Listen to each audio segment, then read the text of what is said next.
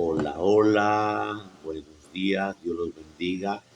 En este día 10 de octubre, jueves, nuestro segundo jueves del mes de octubre, estamos celebrando a San Francisco Borjas en el año 1572. En el nombre del Padre, del Hijo, del Espíritu Santo. Amén. La familia española Borja se hizo célebre cuando Alfonso Borja fue elegido papa con el nombre de Calixto III y luego cuando otro Borja fue nombrado pontífice y se le llamó Alejandro VI.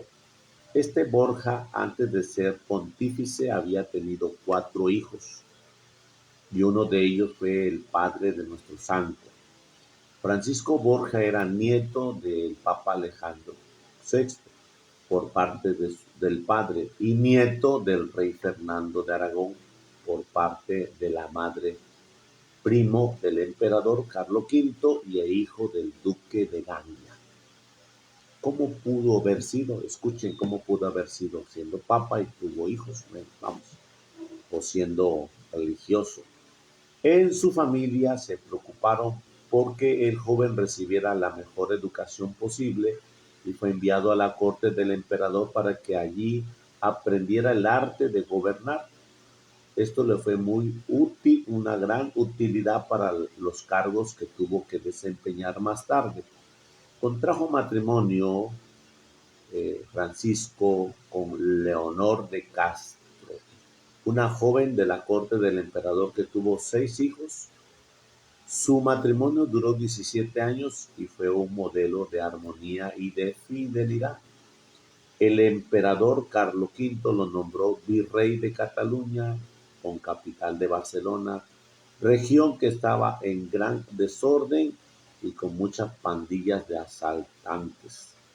Francisco puso orden prontamente y demostró tener grandes cualidades para gobernar. Más tarde, cuando sea superior general de los jesuitas, dirá: el haber sido gobernador de Cataluña me fue muy útil porque allá aprendí a tomar decisiones importantes y a ser de mediador entre los que se atacaban, al ver a los asuntos donde desde los dos puntos de vista, desde el atacante y desde el atacado. La reina de España era especialmente hermosa, siempre la admiró, pero murió en plena juventud y Francisco fue encargado de hacer llevar su cadáver hasta la ciudad donde iba a ser sepultado. Este viaje duró varios días y al llegar al sitio de su destino abrieron el ataúd para constatar que si era el cadáver de la reina, pero en aquel momento el rostro de la difunta parecía tan descompuesto y maloliente por la putrefacción que Francisco se conmovió hasta el fondo de su alma y se propuso firmemente: ya nunca más me dedicaré a servir a jefes que se van a morir. En adelante se propuso dedicarse a servir únicamente a Cristo Jesús, que vive para siempre. La gente empezó a notar que la vida y el comportamiento del virrey Francisco cambiaba de manera sorprendente. Ya no le interesaban las fiestas mundanas, sino los actos religiosos. Ya no iba a cacerías y a bailes, sino a visitar a pobres y charlar con religiosos y sacerdotes. Un obispo escribía de él en este tiempo: Don Francisco es modelo de gobernantes y un caballero admirable. Es un hombre verdaderamente humilde y sumamente bondadoso, un hombre de Dios en todo el sentido de la palabra. Educa a su hijo con un esmero extraordinario, se preocupa mucho por el bienestar de sus empleados. Nada le agrada tanto como la compañía de sacerdotes religiosos. Algunos criticaban diciendo que un gobernador no debería ser tan piadoso, pero la mayor parte de las personas están muy contentas al verlo tan fervoroso y lleno de virtudes. En el año 1546 murió su santa esposa, la señora Leonor. Desde entonces ya Francisco no pensó sino en hacerse religioso y sacerdote. Ese es el punto. Escribió a San Ignacio de Loyola pidiéndole que lo admitiera como jesuita religioso. El santo le respondió que sí lo admitía, pero que antes se dedicara a terminar la educación de sus hijos y que aprovechara ese tiempo para asistir a la universidad y obtener el grado de teología. Así lo hizo puntualmente. San Ignacio le escribió recordándole que no le contara a la gente semejante noticia tan inesperada, porque el mundo no tiene orejas para oír tal estruendo. En el año 1551, después de dejar a sus hijos en buenas posiciones y herederos de sus muchos bienes, fue ordenado sacerdote religioso jesuita. Esa fue la noticia del año y de la época, en el que el duque de Gandia y gobernador de Barcelona lo dejaban todo y se iba de religioso y era ordenado sacerdote. El gentío que asistió a su primera misa fue tan extraordinaria que tuvo que celebrarse en una plaza, y en el año 1554 fue nombrado por San Ignacio como superior de los jesuitas en España. Dice que él fue propiamente el propagador de dichas comunidades de esas tierras. Con sus cualidades de mando organizó muy sabiamente a sus religiosos y empezó a enviar misioneros a América. El número de casas de su congregación creció admirablemente. Lo primero que se propuso fue dominar su cuerpo en medio de fuertes sacrificios en el comer y en el beber y en el descanso. Era gordo y robusto, lleno de y llegó a adelgazar de manera impresionante. Al final de su vida diaria, diría que al principio de su vida religiosa y de su sacerdocio exageró demasiado sus mortificaciones que llegaron a debilitar su salud. Otro de sus grandes sacrificios consistió en dominar su orgullo. Los primeros años de su vida religiosa los superiores humillaron más de lo ordinario para probar si en verdad tenía vocación. A él, que había sido duque y gobernador, lo asignaron en la comunidad el oficio de ayudante de cocinero, y su oficio consistió en acarrear agua y leña, en encender la estufa, en barrer la cocina, cuando se le partía algún plato o cometía algún error al servir en el comedor, tenía que pedir perdón públicamente de rodillas delante de todos, y jamás se le oyó una voz de queja o protesta. Sabía que si no dominaba su orgullo nunca llegaría a la santidad. Una vez el médico le dijo al hacerle una curación dolorosa: lo que siento es que su excelencia, esto le va a doler. Y él respondió: lo que yo siento es que usted me diga excelencia siendo semejante pecador. Cuando la gente le aplaudía y hablaba muy bien de él, se estremecía de temor y un día afirmaba: soy un pecador y el único sitio que me merezco es el infierno. A otro le decía: busco un puesto, busque un puesto propio para mí en la Biblia, y vi que el único que me atrevía era lavándole los pies a los apóstoles. Pero ya me di cuenta que ahí estaba Jesús, lavándoselos a Judas, el traidor. Pero no lo pudo ocupar porque ahí estaba él con ese signo hermoso del lavatorio de los pies. Así de humilde era este santo. Al morir San Ignacio lo reemplazó el padre Laínez. Al morir los jesuitas nombraron como superior al general San Francisco, de superior general a San Francisco Borjas, y durante sus 6 años que ocupó este altísimo cargo se dedicó a una gran actividad de su oficio, que ha sido llamado por algunos el segundo fundador de los jesuitas. Por todas partes aparecieron casas y obras de su comunidad, y mandó misioneros por más diversos países del mundo, y el Papa y los cardenales lo querían muchísimo y sentían por él una gran admiración. Organizó muy sabiamente los novicios para sus religiosos y con su experiencia de gobernante dio a la Compañía de Jesús una organización admirable. El sumo pontífice envió un embajador a España y Portugal a arreglar asuntos muy difíciles, y mandó a San Francisco que lo acompañara. La embajada fue un fracaso, pero por todas partes la gente lo aclamaron como el Duque Santo y sus sermones producían mucha conversión. Al volver a Roma se sintió muy débil y se había esforzado casi en exceso en cumplir sus deberes y se había desgastado totalmente. Y el 30 de septiembre del año 1572 entregó su alma al Creador. Uno de los que trataron con esa exclamó al saber la noticia de la muerte. Este fue uno de los hombres más humildes y más amables y más notables que ha pisado nuestro mundo.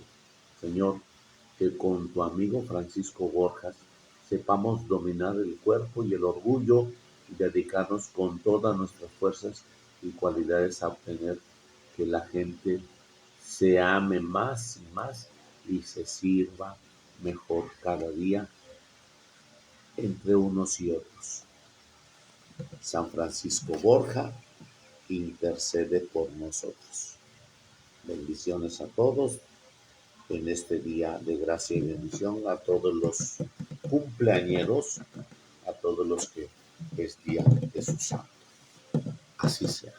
El Señor esté con vosotros y con su espíritu. Proclamación del Santo Evangelio según San Lucas. Gloria a ti, Señor Jesús. En aquel tiempo, Jesús dijo a sus discípulos: supongan que alguno de ustedes tiene un amigo que viene a medianoche a decirles: présteme por favor 3 panes, pues un amigo mío ha venido de viaje y no tengo nada que ofrecerle. Pero él le responde desde dentro: no me molestes, no puedo levantarme a dártelos porque la puerta ya está cerrada y mis hijos y yo estamos acostados. El otro sigue tocando. Yo les aseguro que aunque no se levante a dárselos por ser su amigo, sin embargo, por su molesta insistencia, sí se levantará y le dará cuanto necesite. Así también les digo a ustedes: pidan y se les dará, busquen y encontrarán, toquen y se les abrirá, porque quien pide, recibe, quien busca, encuentra, y el que toca se le abre. ¿Habrá entre ustedes algún padre que cuando su hijo le pida pescado le dé una víbora? ¿O cuando le pida huevo le dé un alacrán? Pues ustedes que son malos saben dar cosas buenas a sus hijos, cuanto más el Padre Celestial les dará el Espíritu Santo a quienes se lo pidan. Palabra del Señor. Gloria a ti, Señor Jesús. Bueno, pues hoy el Señor nos está invitando a mirar. Ayer fue la oración del Padre Nuestro, ayer. Hoy el Señor nos está diciendo de qué manera nosotros tenemos que hacer oración. Y el principio está en este señor molesto que está